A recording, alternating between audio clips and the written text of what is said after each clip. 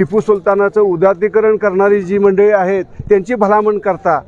आमच्या मुलांच्यावरती दाखल केलेले जे खोटे गुन्हे आहेत,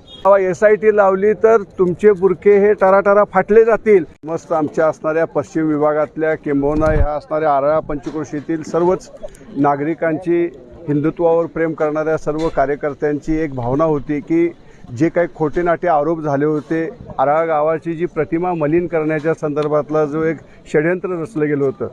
अनिल महाराजांसारखे जे हरिभक्त पारायण आहेत की जे सातत्यानं ह्या विभागामध्ये हिंदुत्वाची जी पेटती मशाल जी आहेत ती सातत्यानं वाढवण्याचा आणखीन मोठी करण्याचा प्रयत्न करतात, त्या महाराजांच्या बाबतीत सुद्धा अश्लाघ्य बोलण्याच्या संदर्भातले जे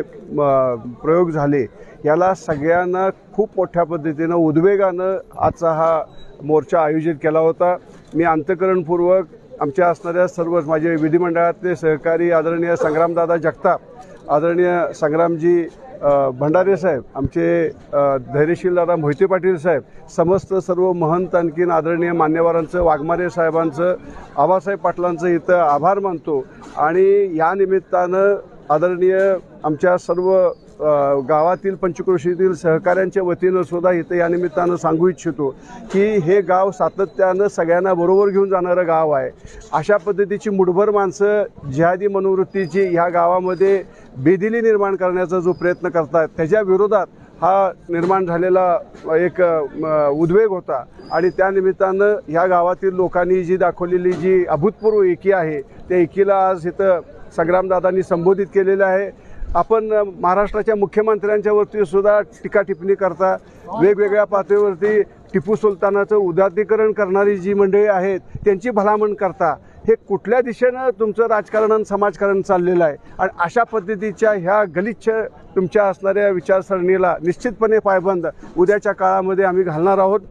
आमच्या मुलांच्यावरती दाखल केलेले जे खोटे गुन्हे आहेत,